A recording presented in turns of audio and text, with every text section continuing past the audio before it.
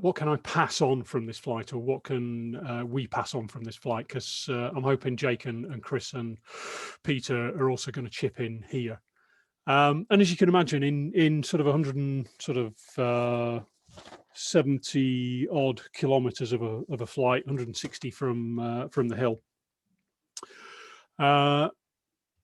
there's a lot that sort of actually happens. And you know, so the climb out, certainly got quite a few things to say about the climb out, and building a good climb out sufficiently early, sticking together. Like I say, you know, I'm so convinced that was the key to that flight that I'm writing some code to work out some numbers based on that. But certainly flying in this area, sea breezes, very surprising. Lee side climbs as well, figured twice in this, and searching and low saves are also features. You know, we did have times where we were switching gear as well, flying fast and slow, and that was very necessary. And it's with this tool, Avery, really easy to show you some of the thermal behavior that we got as well. And so just reviewing that and actually paying attention to what was happening to the other people on the flight. It's really helpful for your background knowledge of what is happening with the thermal and how it morphs as you rise up in it. So I have a few sort of nice photographs. Pete, just a quickie, if I might. Can you just go to the first map? Yes, yeah. Just an observation, but I mean, you've got all the highways marked in there where people have flown, and you can see very clearly Derbyshire and the Dales. You can see Pendle, Parlick, and Cumbria, but nothing there really from Model Ridge or Carlton Bank, which is, you know, Model Ridge has a reputation of being a classic XC site. Yeah. It's I think it's just a small population, so it's not that it's not flown very often. I don't think it's flown very often with a club of sufficient size to be comparable, certainly with Derbyshire or the Dales. Yeah, I'd say that Model Ridge is a really good site once you've got 50k away. Because it often isn't very good there. It's often low cloud base, sea breeze comes in, it's a bit hit and miss really. Compared to the Dales. That might explain it why. Yeah. Okay, I'm going to switch over to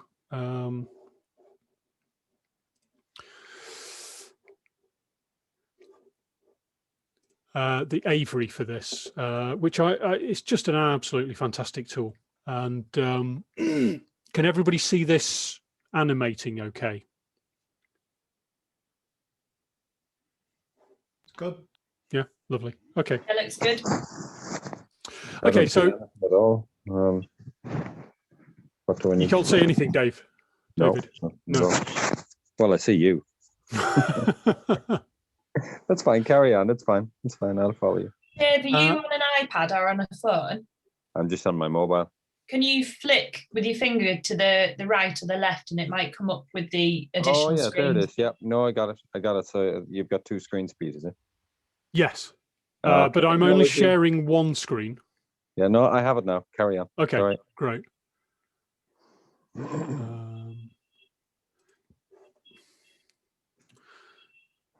So for anybody who doesn't necessarily have it, I'll just put the URL in the chat, just in case your broadband squelches out or something. Okay, cool. I'll set the sort of the context for the day. So it was kind of, I'd say, showing a 4. You know, I don't think it was a 5 everywhere. on the day. There may have been a few areas of highlighted 5. It was looking good for the whole, for a lot of the country, but it wasn't looking sort of epic. So I remember being at Jake's, arguing the toss on the wind quite early in the morning. Jake was a bit annoyed at me about that. Doesn't like getting out of bed. But also we were certainly in conversation with Richard Meek, because Richard was planning a flight to goal from Derbyshire, from probably Lord's Seat, I think. And it was certainly looking less windy up at Derbyshire, and I think what argued the toss for us is that we'd flown Carlton Bank and Model in similar conditions before, and it was a quicker journey. So we were kind of being a little bit lazy, I guess, but we're choosing a site that we that we were more comfortable getting to, and it was indeed quicker sort of getting there. One of the other things we did was leave a car on the A59. So if you are flying cross country with buddies, you think about where you're going to be landing downwind, and or how you're going to configure your retrieves. So if you can buddy up with a mate and leave a car strategically somewhere helpful, that's really good. So we left Chris's car on the A59.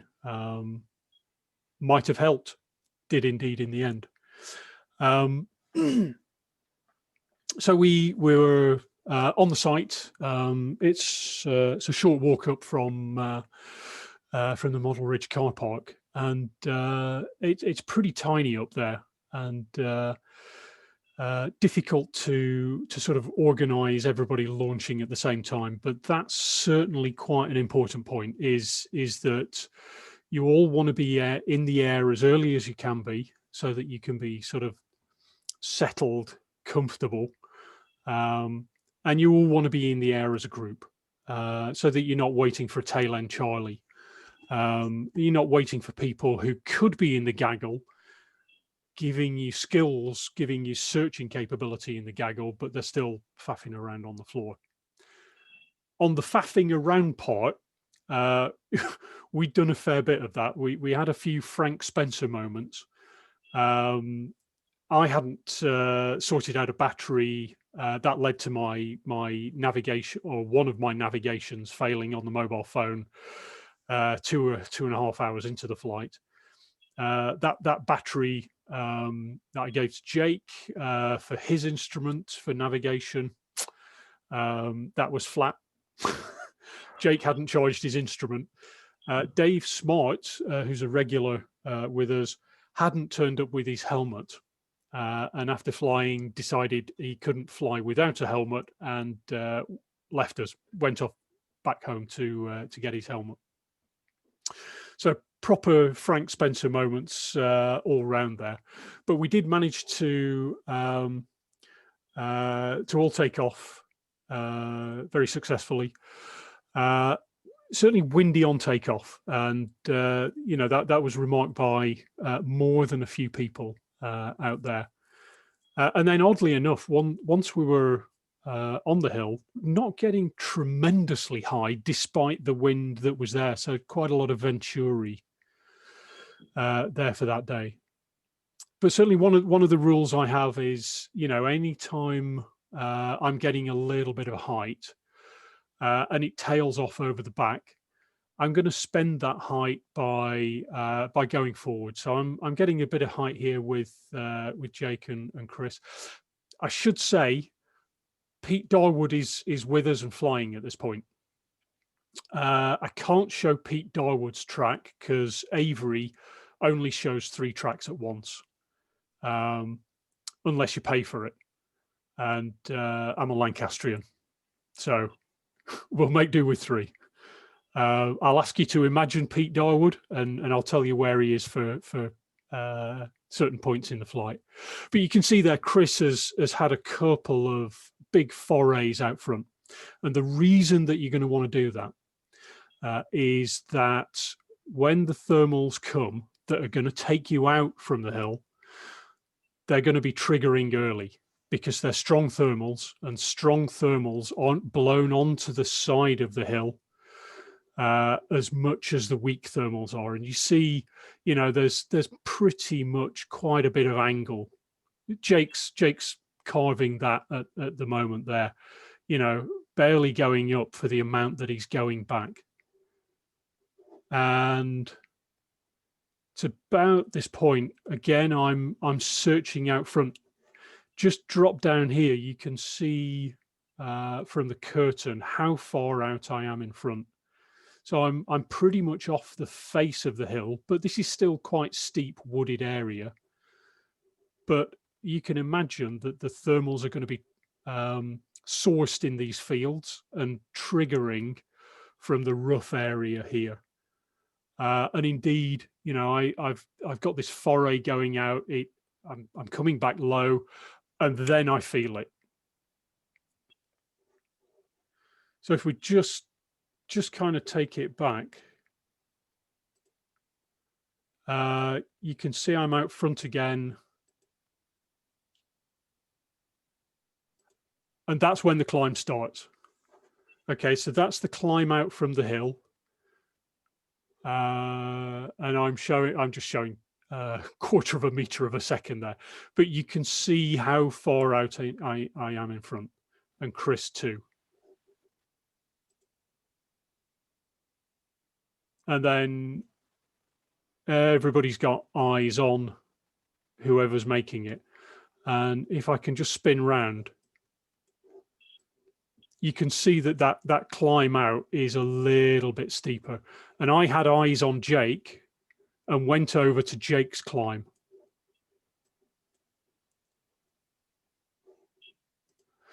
So, you know, talk about thermal behavior, then I was on this side, Jake was on this side, and the two were sort of converging together.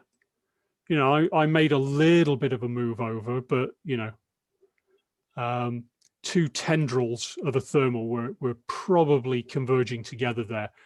And we were getting a good climb out at maybe, well, certainly 2 meters a second. And then I think, you know, the mistake certainly started for me there. We're in a gaggle of maybe, I don't know, 6 or 7. Would you say, Jake, Chris? Yeah, sounds about right. Yeah. For that, and so that was at base at 1,300 meters. I'd gone out to the side simply just to extend the time I'm at cloud base, to wait for people to catch up, and then in doing that,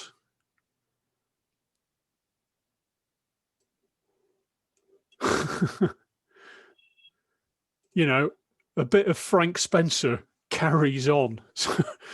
So you know, some of the distance is or this flight happened despite what we were doing or what I was doing at some points, not because of it. What had happened here is, you know, I'd seen I didn't need to wait for anybody else. Okay, let's carry on. And I just kicked in with autopilot, and quite different decision. Chris, Jake, Pete, and the 2 other flyers just slightly ahead of us had quite rightly gone to fly south over the moor. Billsdale transmitter is there and is a big landmark. I was in cloud, and I was kind of maybe thinking that the day was, let's get to cloud base and fly downwind. Nobody had set a goal. We hadn't really talked about what our task was for the day. So you can see here, you know, I'm going to repeat what I did for a bunch of other flights from Carlton Bank and try and fly to Scarborough or Bridlington. And then I get sucked into cloud. So I can't see that the other guys have gone that way. So cloud flying can occasionally be helpful, but, you know, This time it was certainly not helpful at all. And it was, it was a little while before I realized I'm totally on the wrong track. So it was the wrong thing to be doing right then. I'm over the valley, no chance of a climb. And I'm just really envious at this point of Chris, Jake, Pete, and the 2 other North Yorks flyers who look like they're guaranteed a climb. But why is there no chance of a climb over the valley as a novice? So what's happening here is, you've got to imagine, so the air's coming over Carlton Bank and it's going down Fangfoss. So the air's all coming down the back of the hill. And what that means is, although the sun hitting the ground there, the air is descending. And that descending air is going to sort of kill off any thermal activity. You might see a bit off of this ridge here or off that ridge there, but these 2 ridges are, quite a bit lower. So, typically, you fly down the center or you get over the center of a valley, you're just not expecting to find lift there, and very rarely do I find that. Oddly enough, and thanks for interjecting, Chris, Jake, and the team found no lift over this big dark moor. That the air, the air that had been coming from the northwest had been traveling over this big dark moor. You can see there's just a very steady decline there, and it's 11:30 in the morning. The sun's been on it for a while. You'd expect it to have done stuff. Turns out that more July, the first couple of weeks of July had been a little bit wetter, and I'm putting that down to, because I've climbed over the Billsdale transmitter twice before now. I put it down to the moor tops just being wet, and then this amazing thing happens. And the 2 North Yorks guys find it first. Chris, Jake, and Pete then find it. I come in as the caboose, as the tail end Charlie, and we climb out over the valley. But look what's happening. I'll just pause it there. And we'll look down our thermals. So we're looking north here, back to Carlton Bank and over the Billsdale Moor. We've got the sun, as you're looking at this on your screen, you've got the sun on your right shoulder. It's late morning. It's what is it? It's 11:52. It's just before midday. So the sun has been on those green fields. We have got a lee side climb here. So air may have come over the top and been affected by warm air in the valley with that southeasterly face, or that easterly face being warmed in the sun all morning. And I think that climb that we all got out was triggered on the lee side by the morning sun. So that's kind of a proper mountain condition.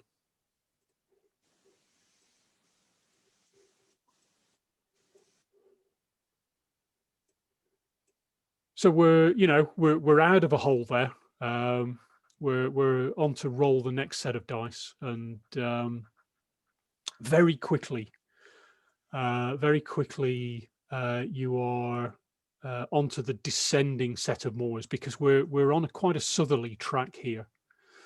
So the descending moors, again, that's suppressing the thermal activity as you go over them. So you want to be taking as many climbs as you can here. And it's early in the day, so be conservative. Take the climbs where you can get them. And thankfully at this point, my earlier error hasn't cost me too much, and we're flying in a group of 4 here now. So what's happened as we approach, is that Middleham? Kirby Moorside, I think. Kirby Moorside. Thanks. So yeah, as we approach Kirby Moorside, we've got Helmsley to our right. the other guys, three of them in the end, went down and flew over Helmsley and took a much more inland route. But as you can see here, that you know it's working pretty well into the Vale of York.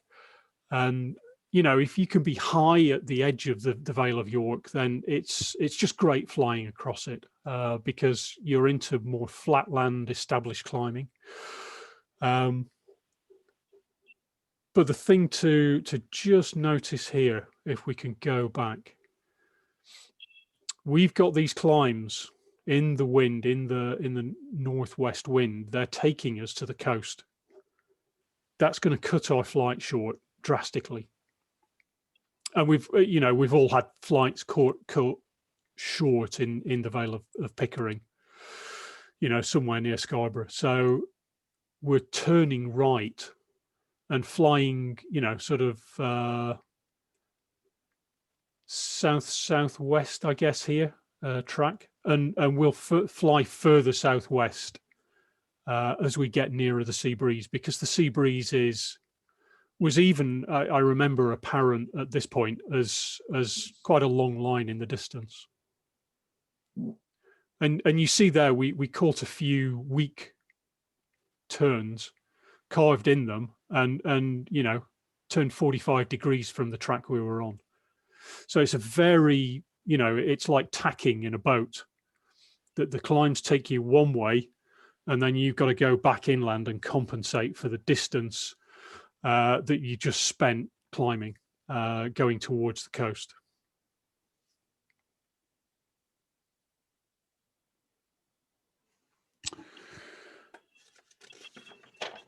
Yeah, can I just say, Pete, that was a really important strategic decision we made almost immediately. So by the time we got to Bealsdale Mask, we knew that we wanted to glide in a much more southerly direction. If we'd have left that another 20k, we wouldn't have been able to cross the Humber. Definitely, yeah. That's a key point, really, strategically. So this is flatland flying here over the Vale of York, and it's a good sort of 10-15k. A couple of climbs gets you across it, and so we're here over Malton, and just trying to establish ourselves into the Yorkshire Worlds, which are small, bumpy little things, a bit smaller than the North Yorks Moors.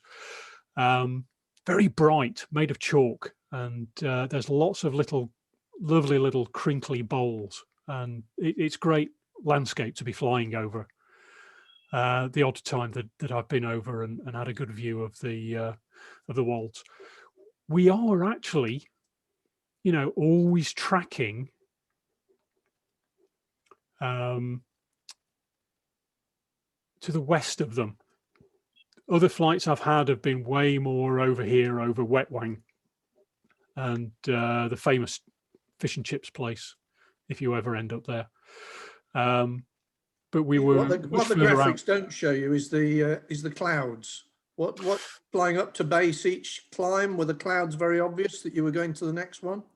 Yeah, let me show you the kind of day it was for the clouds. So that kind of shows you the clouds up at, maybe that's at 1,300 meters, and we're approaching the Humber Estuary there. You see Jake's down to Pete's left. Props to Pete for these photographs. He was the only one that had the presence of mind to turn up with working batteries, a helmet, a camera, and working navigation. Like I say, this flight happened despite some of us being there.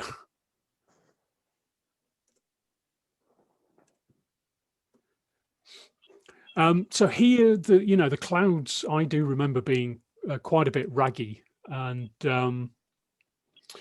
occasionally there was some high cirrusy stuff to the southwest that the sun was in and out of from time to time. Obviously not terribly serious.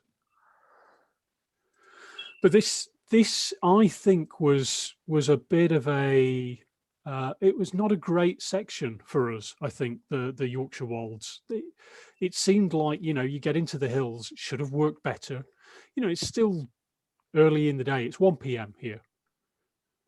But we're getting shallow climbs. We're hanging on, but we're not able to, you know, climb quickly, glide, climb quickly and glide. And this sort of comes to a head here. And I remember here we had an odd bank of cloud that looked as though it should be working, didn't really work when we got to it after this climb here. Now I'll just stop here because this is absolutely key to what we're doing. Every time we finish a climb, it's just automatic behavior. You fan out, and it's 100 meters or a couple of 100 meters. Sometimes it's a kilometer. It, you know, depends on people's different decisions. Maybe I'll be able to set a number, you know, the ideal distance to fly apart when I've modeled enough thermals. But this is just automatic behavior now for us. And Pete's out on the left or right somewhere.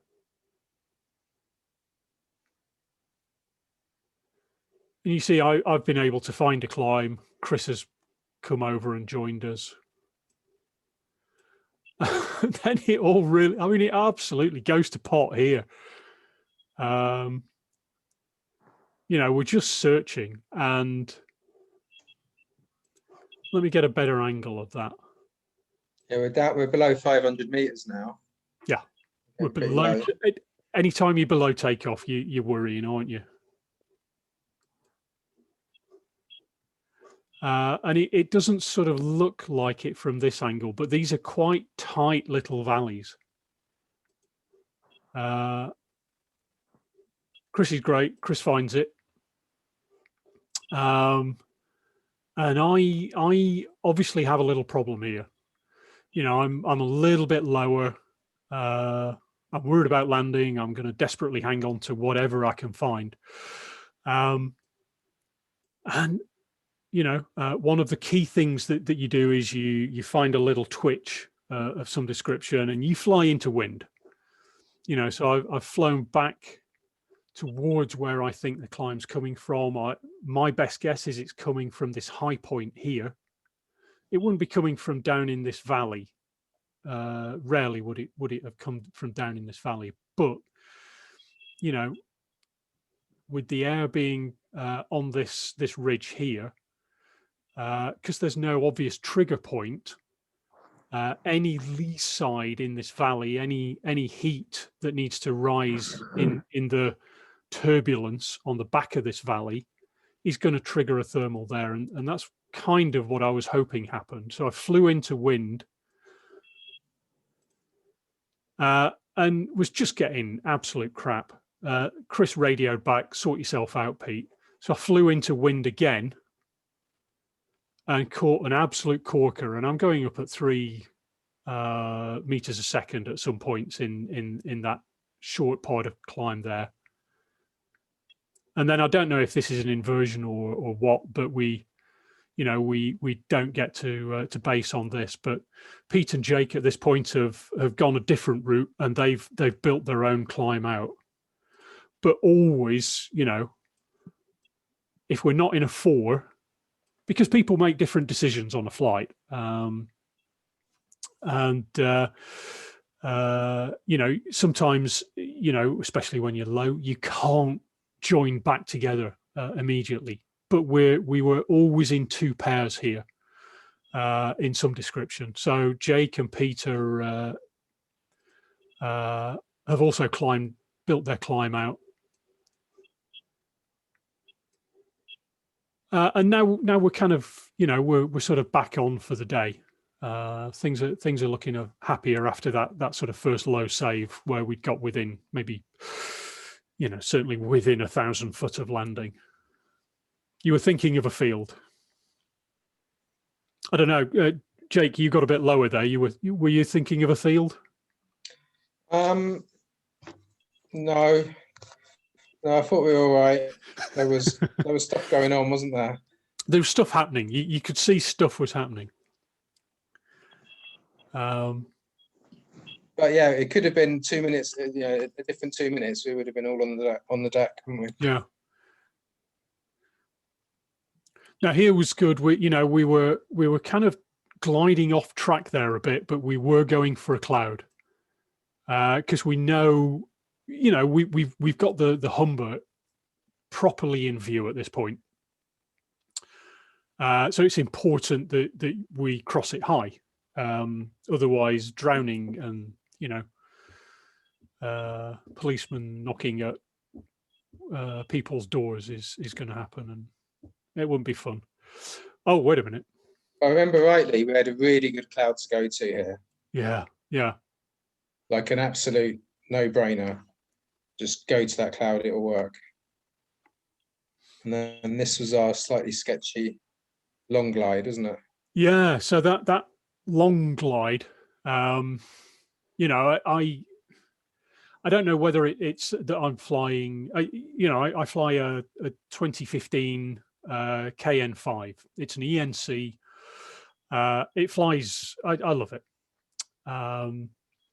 It probably doesn't fly as well as two Xenos, but certainly on most of the lines, I find myself, I'll set off at the same time, and I'm a little bit behind. But I think just in this case, Jake, you've got the better line, and I've recognised, we're at sort of 400 meters. I don't need to be on this line. I've been on a sinky line, so I'm coming over to you at this point, Jake, because you look sky high. In fact, you're not that high at all, but you just look like you're in a better position than me. Yeah. And Chris and Pete break. So there's a different decision in the group here. They're going for this quarry here, which, I've made this decision here. I'm with Jake. What I can't do is then go and change my mind, spend height, knowing that there's no lift in between me and Chris, trying to catch up with Chris for the risk that Chris is going to take. So, you have to make your bed and lie in it. So this one's worth slowing down. And, getting down to sort of 300 meters, I've radioed saying, I've picked my landing field now and have a good flight, guys. Because the ground at this point is sort of 70 meters high. I've got a minute or two. And then I just, I see this kite, and this kite comes and flies ahead of me, just under me. And it's, just an amazing thing. if that bird would have been looking in a different direction and had come by 5 seconds later or before, I wouldn't have been looking in the right direction.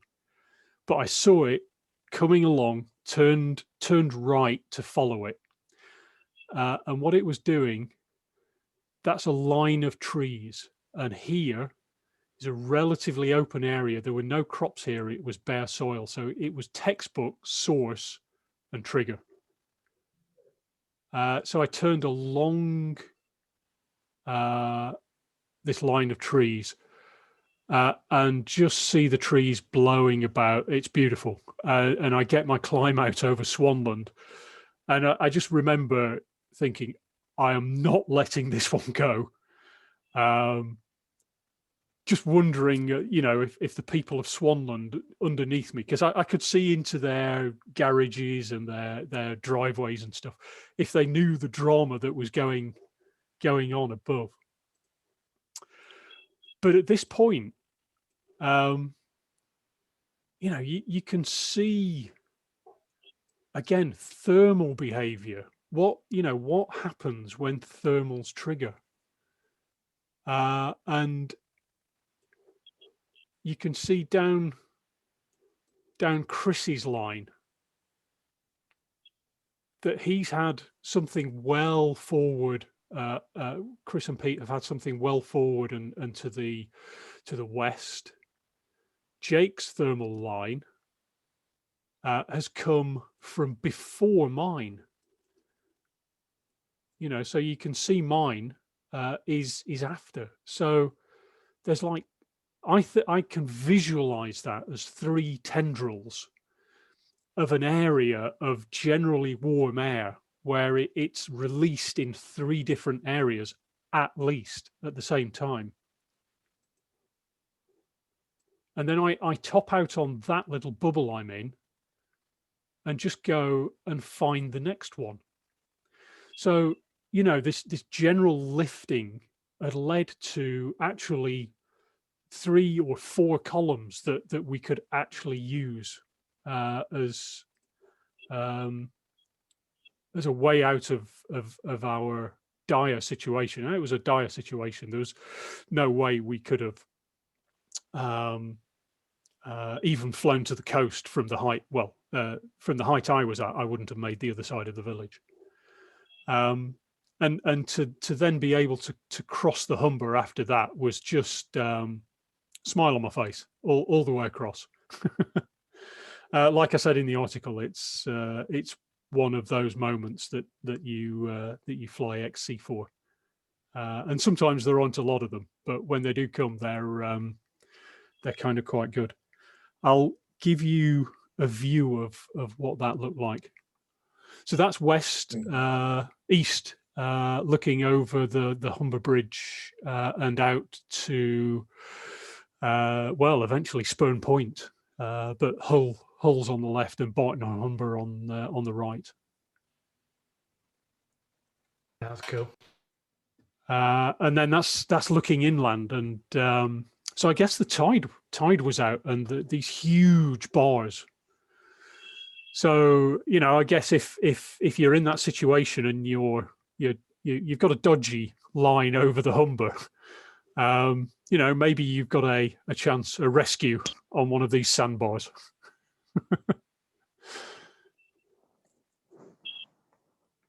But what a position to be in.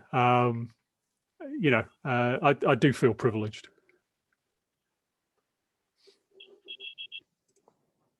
So Jake kind of makes a great point here.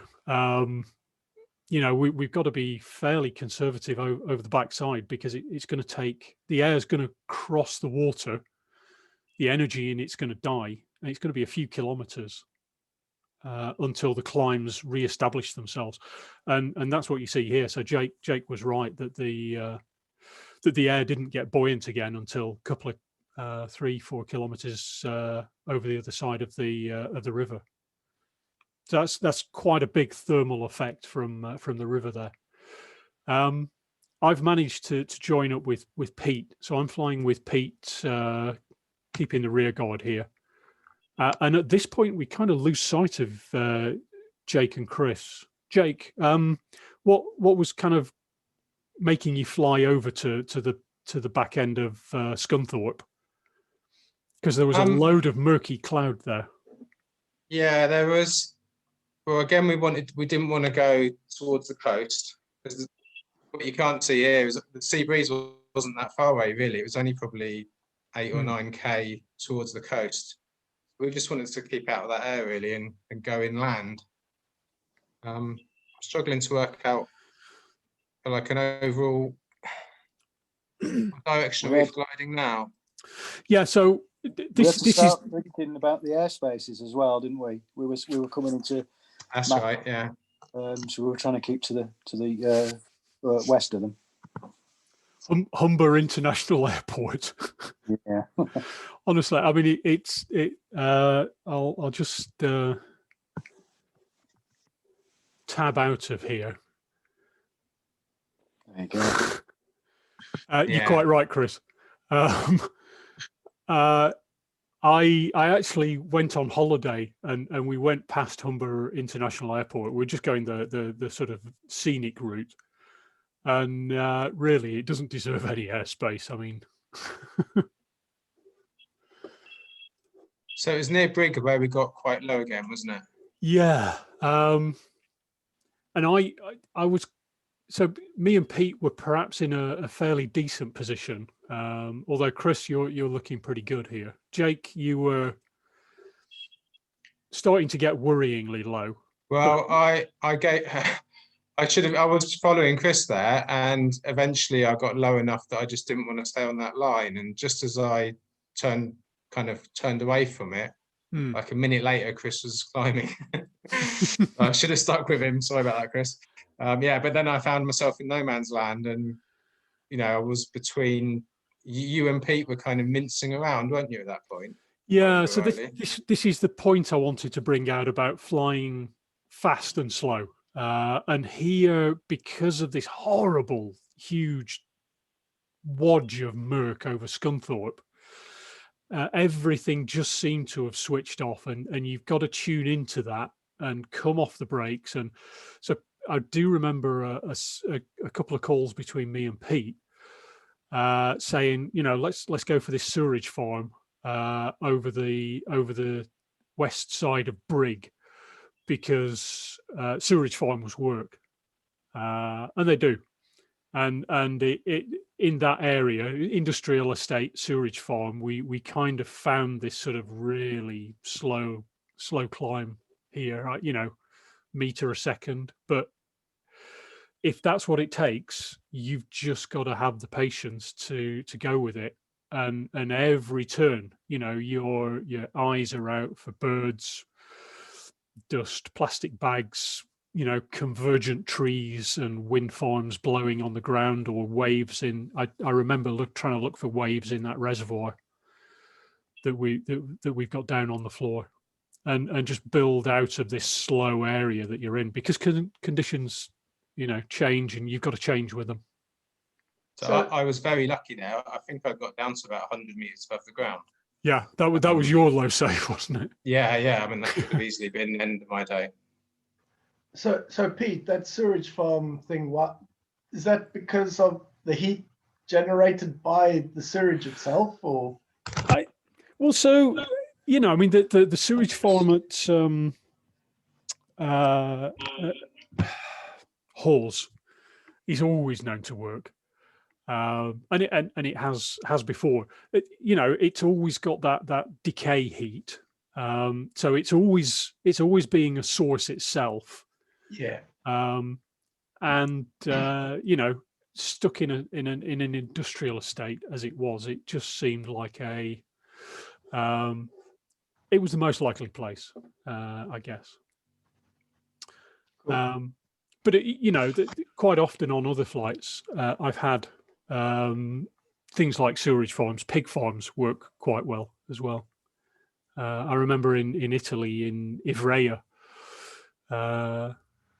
being able to just sit on a very incredibly cloudy day, and I just sat above a pig farm for about half an hour. I wasn't particularly going up, but eked, about 20 centimeters a second, eked enough to fly over the motorway on the end of this XC flight to close it, and then land at the place where we'd parked the car, and it was like, phew. Smelly thermals? I could smell it, yeah. So here, some time has passed, and there's just a little point I wanted to bring out here. I'm getting tired, and I just go off on one because I was kind of thinking that sea breeze, it's hunting us down. It'll get us sooner or later. I want to fly inland, so I choose this big track.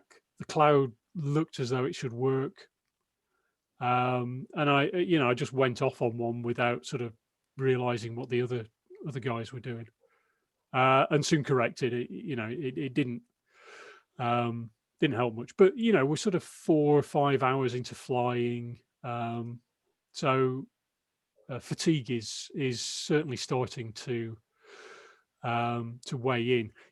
There's also another couple of factors. You've gone to that new area. This is new ground for me. I've got this amazing view of the rest of England. I've done something respectable for the day. So if it all goes wrong now, who's complaining? And you've got to fight all of those thoughts, concentrate on the game that you're playing. The game that you're playing is maximizing the conditions for the day. It's arbitrary, but it's fun. Pete, Yeah. Did you eat or drink anything? Drinking, yes. I kind of keep my own drinking, you know, to sort of wetting the mouth, but I don't eat on a flight. The harness I've got, I don't have a lot of storage in, actually. I maybe should, but if I drank more on a flight, I'd need to pee more, and that would entail sorting out a pee tube. And I'm quite anti having extra faff on takeoff. And you know, I realise that works both ways. You know, because you know, there's been a flight where I've had to pee midair in absolute agony. I had to do that because I was in agony and I couldn't get down. You know, it was a flight heading over to York, and I was just trying to fly down a railway line because that was the easiest, quickest way into York, and couldn't get down, so I ended up having to pee midair, quite successfully in the end. But I was able to then carry on flying. It should be part of the advanced pilot exam, is being able to successfully pee in the air. So Pete, have you ever used a pee tube or something? I mean, you say you can't be doing with the faff, but to be honest, it's like 3 or 5 minutes and you sort it. I know. In my head, it's 3 or 5 minutes, as well as the 3 or 5 minutes of everything else as well. So I'm just, it's only additional time, but it's just not something I've really sort of taken to. But you know, learning the craft, maybe I should. Personally, I find it so liberating. It makes it so much easier. Well, Martin swears by it as well. If anybody wants me to give any seminars on a demo, Martin, a demo. I like it so much that I wear one all the time now. Rosie, there's your next club night. Is he going to do a female version of it as well? Because it's very male-dominated conversation then. No, Yeah, sheepies, we're not sexist here. Sheepies are available. Excellent. Well, it's a great chat, but maybe we should keep the ball rolling with the flight. So, you know, here, flying faster, the climbs are faster, we're into good established clouds, blue holes, and so here's where we're you know, hoping, even though it's late, to still have quite a bit of distance in the day. Thermals are bigger, fatter, wider, and we do hit. This is about where we lost Pete, isn't it? We do hit a small Pete snag. died. Yeah. So just like I'd gone off searching, you know, Pete, and I, you know, I soon corrected, Pete's no sort of shrinking violet. And it's at this point, you know, we sort of realized Pete had actually got a couple of kilometers away, and was actually, you know, sort of quite a bit lower than us. So maybe at maybe 400 meters here. I do remember a view of him in this sort of tree bowl, and he was over this race course here. So that's our change of direction, because we're, you know, hoping to come in over him and try and guide him onto something that's flying. And Pete actually does manage to sort of dribble another 5K and lands, if you can see my cursor, you know, maybe somewhere around this road here. And actually, you know, we're in this blue hole that we're getting low in as well. But again, the advantage of flying information in a chevron, and you know, one of you will find something. And in actual fact, all three of us found something. Again, you know, separation between these climbs. So there's a general area of lifting columns of air. And I just want to give you a bit of a view of that. Let me just change over. So, you know, I've just grabbed some visualizations of thermals there. So a single thermal here, but if you can see here, there's absolutely you know, very well formed columns, but they sort of, oh, oops, you know, they morph into each other. You know, so be prepared for climbs to start in two and merge into one. You know, there's a hell of a lot of chaos happening here, even though they're ordered thermals. You can see that as much here as well. Sorry, Pete, you said, and I remember reading your write-up, and you said now that you guys went kind of to go over Pete to see if you could show him the way, Yeah. so that he could get up. I mean, that kind of slightly confused me, because I mean, there's a very good chance that the thermal has already left his level, the thermals that you guys are catching and showing him. Yeah, yeah.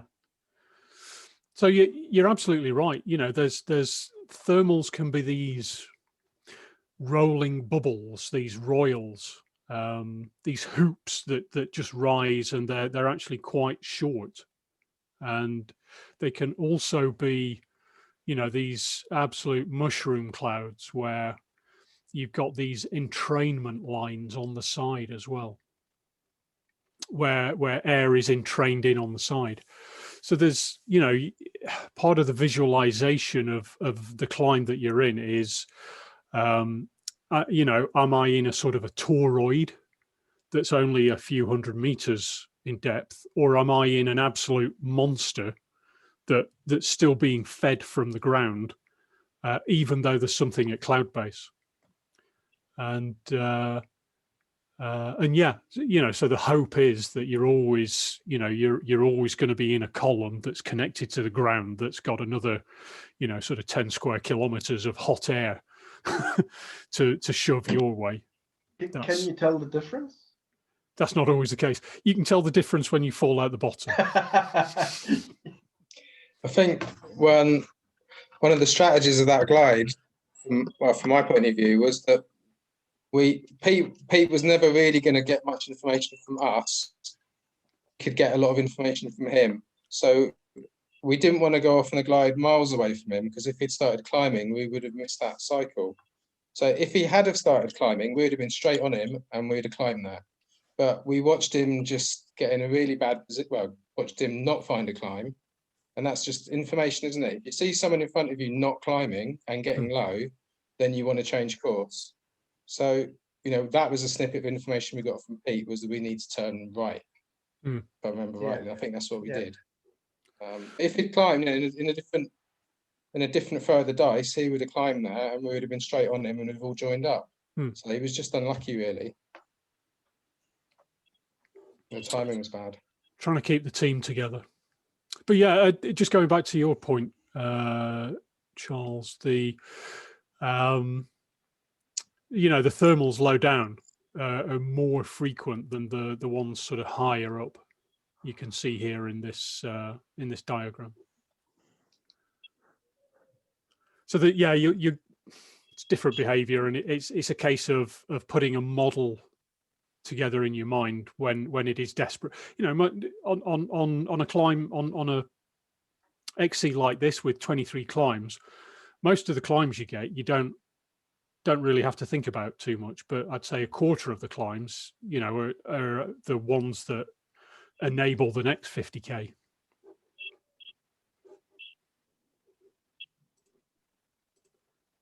So we've kind of resigned to sort of losing Pete at this point.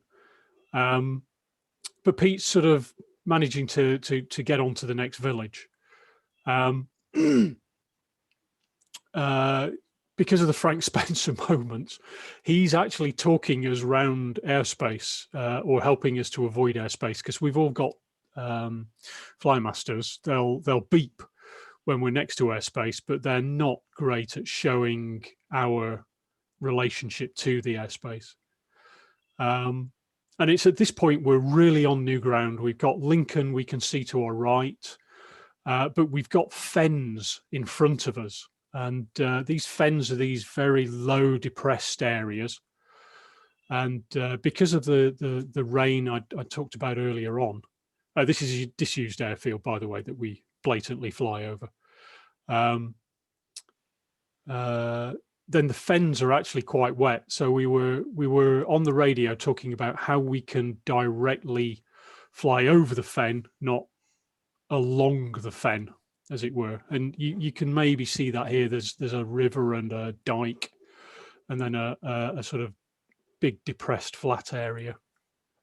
And we're coming down to sort of Cottingley sort of area, and I think one of these actually is Cottingley, and this is the sort of the zenith of the flight. The last time we're high, and you know, I think we were kind of knowing that we were maybe on our final glide, but because you know, it's 20 to 6 at this point, but just amazing to have got in to a position where we could see the wash. You know, not conceivable to the old me, and now it is just an amazing position to be in. Again, I think Jake and I had been on the radio, and we'd on this glide we'd got a bit of target fixation of getting over another of these fens. We'd seen, I think, an incinerator on a main road, and thought that was a good place to land. Which I was kind of going for. There's a line of 3 villages, one just to our right centre that I go over, and then Billinghay itself here. And again, I argue against target fixation, whether it's a safety aspect of your flying or a cross-country decision. Because, you know, I've flown over one town. I know that late in the afternoon, a town's warmed up. And, you know, being towns that are on slight rises in this kind of landscape, I should have turned left at this point and flown over Billinghay, as Jake and Chris do. So I don't quite make the road. I wang in a turn and land on a tiny little unmarked, almost unmarked road, and managed to stop the glider from going into one of the ditches at the side. How's Avery measuring the distance? Because you've got a distance of, is it 286 kilometres at the moment? What's that? So that's the straight distance between each of the points per second on my flight. So that's all of the zigzags that I've done, and it's all of the circles that I've done as well. Chris needed to land for biological reasons, I think. Is that fair to say, Chris? Yes, Pete, it is. I was absolutely bursting. Yeah, we did actually find a very weak climb. But I think we'd all agreed to land together at that stage anyway, so it didn't seem fair, and I did need the loo, so fair's fair. Yeah. So quite rightly, you know, sort of Jake is hardwired, like all of us, to stay in lift because we're British flyers. But then decides to land. We'd been on the radio. I'd had so I'd landed into wind coming up this road. What had then happened is that the wind had shifted, so the sea breeze had come in at my level, and I think the sea breeze had maybe kicked off that climb. But you know, what could we maybe have done to fly a little bit further? Well, you know, that sea breeze kicking off a thermal there, we could have maybe got another 10k from that.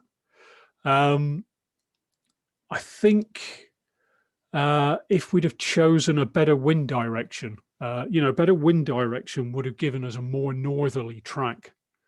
And if we were to fly with speed bar with that more northerly to south track rather than having to zigzag, I think with straightening out the zigzags, we'd have flown 200 kilometers that day and maybe got to somewhere near Boston, maybe a bit further inland because of the sea breeze. And then another thing to bear in mind that's a limiting factor on a flight like that was the fact that Carlton Bank it's a north facing hill, and therefore the sun is not actually on the face itself. North is always going to be later to climb away from than many other wind directions, particularly sort of southeasterly facing hills, and that's evidenced by the fact that we perhaps got 2 lee side climbs in that cross country. That earlier on, different directions of hillsides are working to give you the thermal to work with. But then you've got to balance that with the look. So a lot needed to go right to get this flight. We had 2.5 low saves. The direction that we took worked out to be very good for the airspace that we encountered later on. We were able to get between. There's quite a lot of airfields around there, and we did actually land under the panhandle of RAF Coningsby. We also had a good balance of, so the wind speed that we took off on in Carlton Bank was enough to take off in, but it was also enough to hold the sea breeze back so that we could continue the flight all the way through into Lincolnshire. And on other days, I've seen the sea breeze further inland than we've had it on that flight.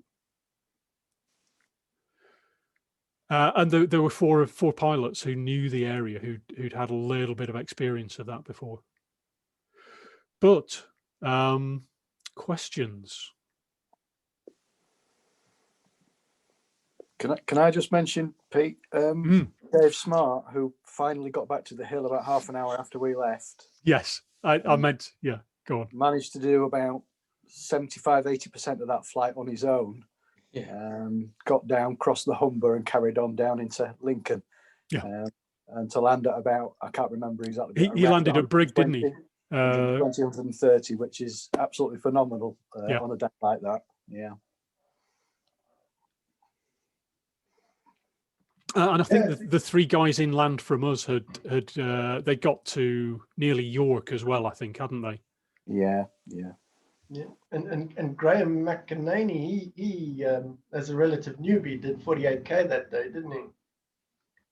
He did he? Which was quite, yeah. Okay. I was so jealous of him.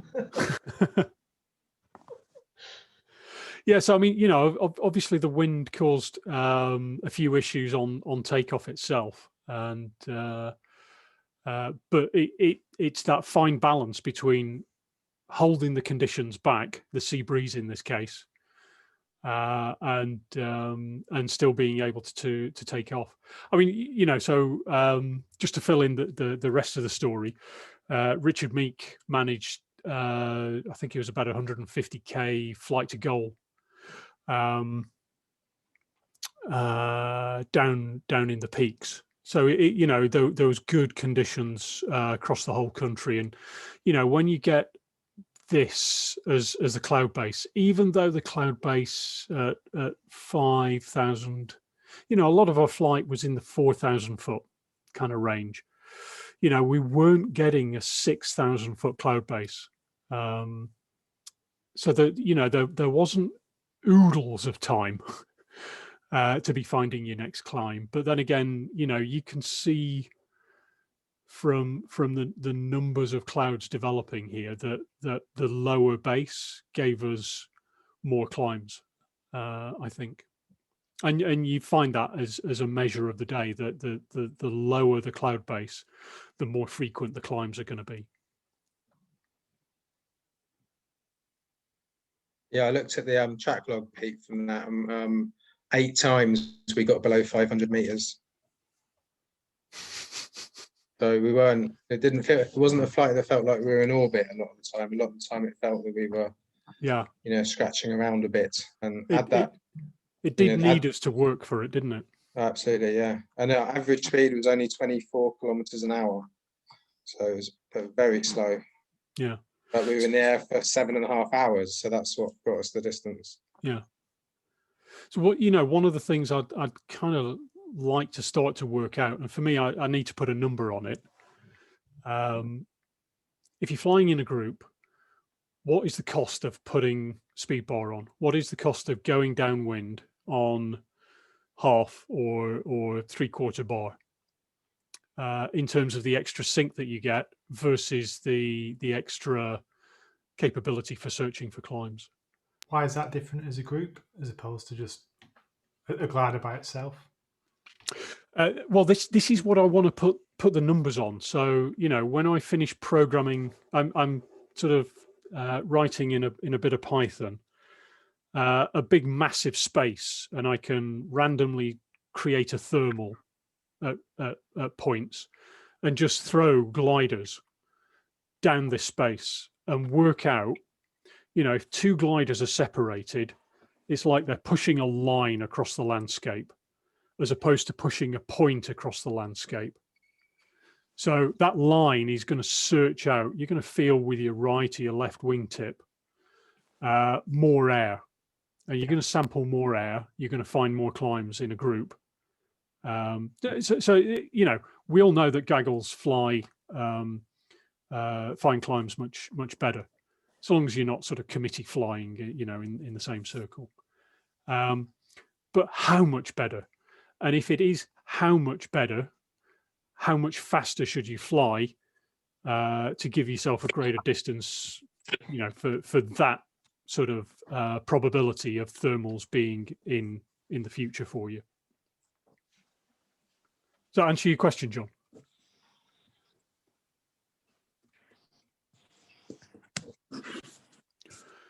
So this, go Mark or Ed. Right, more an observation. When I read your article and following this presentation, I'm always struck by the power of the gaggle. But it's not quite as simple as that, is it? Because to get a number of people who think alike, can work together, fly at the same pace, hang back for each other and fly in a very unselfish way, that's quite difficult, isn't it? I mean, you've achieved that between 4 or 5 of you over there now. You've got a really good gaggle that really works well together.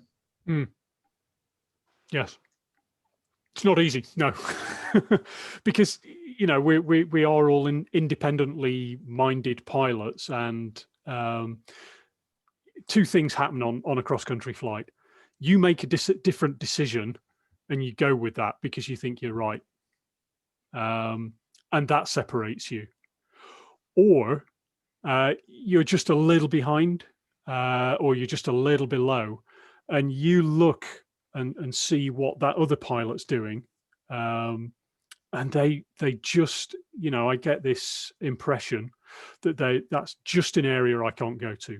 If I got there, I'd be at 100 meters and I'd be thinking of landing. So you're right, Ed. It's not the easiest of things, and that's why I'm wanting to sort of engender this idea of buddying up for cross country, because groups of pilots will develop together, will have the same sort of capabilities, the same sort of horizons and ambitions.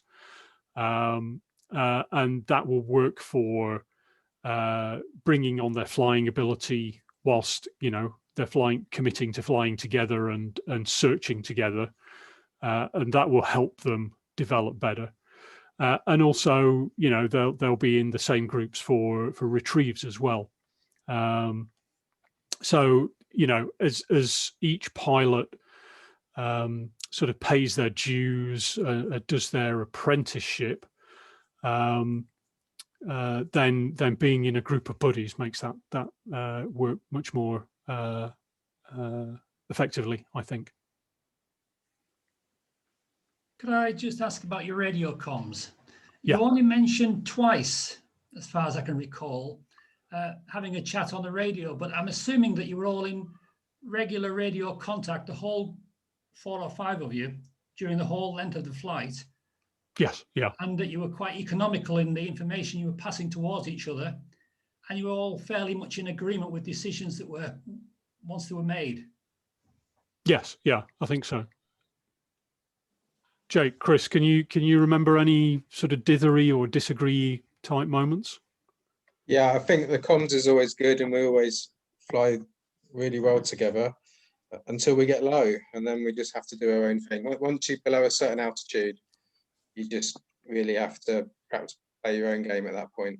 And but yeah, no, we were pretty good, weren't we? There was no, we knew early on that we were planning to cross the Humber around about that point. It was kind of the ideal. We kind of didn't imagine we'd get there, but that was always the plan, wasn't it?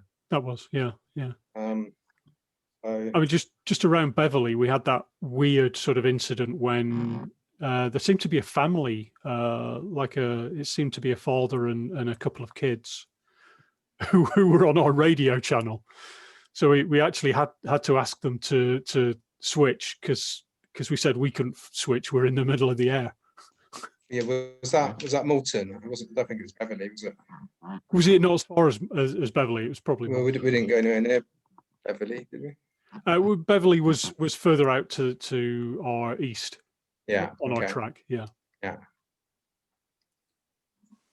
So this is a bit of the cloudscape as we were landing, so that we had quite a bit of alto Q fill in, a little bit of wave, so there's still a bit of wind about. Hastily contrived retrieve that the taxi was very reasonably priced and took us back to Chrissy's car on the A59, which was by far the best decision, I think, for us getting back. It was still late, so this was a photograph I managed to get of Comet Swift Temple Tuttle something or other. What was the comet in July last year? Does anybody remember? No. Anyway, it looked really nice. It looked way better than it is in that photo. Pete. Yeah. Quick comment on the radio. A little anecdote. When we were heading towards Hull, and I was on the west side of the gaggle at that point, and I headed off towards Brough. Chris came on the radio and said, "What are you doing, Pete?" I said, "I'm heading over this way because there's a quarry and there's a train station at Brough." And Chris got back to me quite rightly and said, yes. "Pete, there's a train station at Lincoln." Good call, Chris.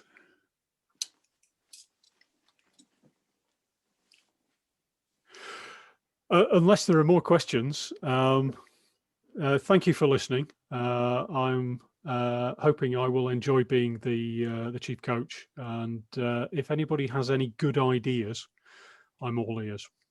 Yeah, thanks for that, Pete. I definitely would be keen on some, I guess, intermediate style coaching, this kind of gaggle flying XC type stuff that you're talking about. I'm really keen for that.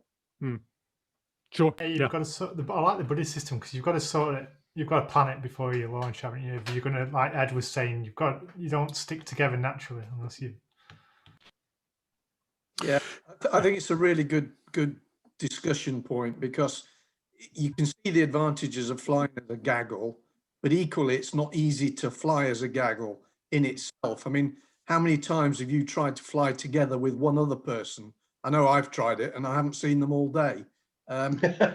We've got to remember that Pete and Chris and Jake, and more latterly Pete Darwood, have been flying together for years, and they haven't done this on their first flight together. Yeah. Just on the gaggle flying thing, I've noticed over the last, I don't know how long as I've been flying, that the more successful pilots tend to fly in teams. They're not necessarily always flying as their big flights as individuals. So you've had the teams that formed down south. You had the Pennine Bad Lads a few years ago, which Mike latched onto. I've never managed it. I was talking to Gary Stenhouse the other day. He's never seemed to manage it as well. We tend to fly as individuals, but we are aware that whilst there are occasionally some advantages, we are losing out somewhere. But whenever I've tried to fly as a gaggle, it's just never worked. I just can't fly in gaggles. I cannot cooperate or get on with another group. I just go and do my own thing. Within a thermal or two, I'm away. And I always just make my own decisions. It's the only way I can fly. I'm just not a team player, I don't think. It's noticeable, Ed. The North-South Cup I was down at in September this year at Froster, and the southern pilots there just meshed and were in the same climb out together, and a fair proportion of the good ones there landed in Reading together as well. And then there was a following gaggle after that of other southern pilots. We did get roundly trounced, did the northern team. I guess a lot of it is about trust, isn't it? And why it's important to form this flying relationship with one another. Because it's all too easy to think, oh, I know better, I'm going to go over here. You can't have a discussion in the air about it for too long and say, oh, should we go that way or should we go the other way? And people are aware of the dangers of committee flying, where you reach the top of a thermal and suddenly you're still circling, but you're going down at 0.5 meter a second, and you do that for 2 or 3 minutes. And that's, that's just something to be avoided as well. I mean, one of the points that I did want to bring out there is, particularly for British flying and my flying, I would characterize as being relatively conservative in terms of hanging on to climbs that perhaps I shouldn't, but I know I shouldn't. When it's low down, when you're on low save duty, yes, but always worth being aware that you're reaching the top of a climb, and as you can see on screen here, not every thermal is that well formed by the time it's got to the top. Some of them are dying. They were never fed with enough air. They've entrained too much cold air as the vortex has risen. So when that thermal dies off to below 1 meter a second, and you're sort of 3/4 of the way to base, perhaps think about leaving it unless you know that you're having to cross through an inversion sort of area. And be less conservative and more direct with, going and picking up that more common climb low down.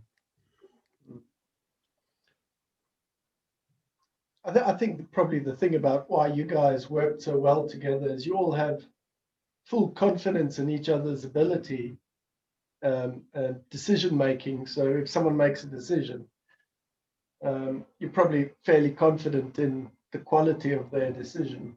And they probably agree with, it probably is pretty close to your reading as well, given that you all are of such caliber. And, I think people need to grow into that sort of state together, through repetition, through, sort of 20K, 30K, 25K, 40K, 50.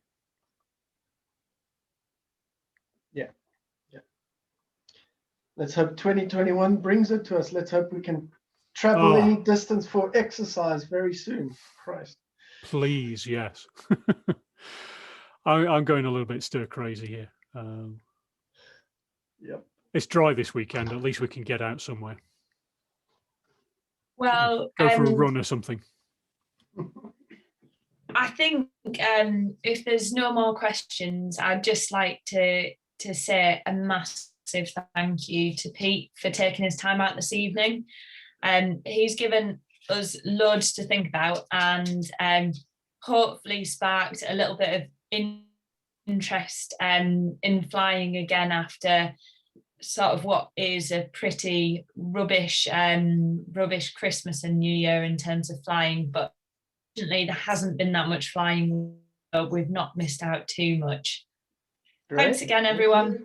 Yeah, Take hope care. to see you out. Thanks. Ciao. Cheers, Pete. Brilliant. Thanks, Rosie. Thanks, Pete. Cheers, Pete. Thank you. Thanks a lot. Cheers, Pete. Oh, you're welcome. It's been a Thanks, pleasure. Pete.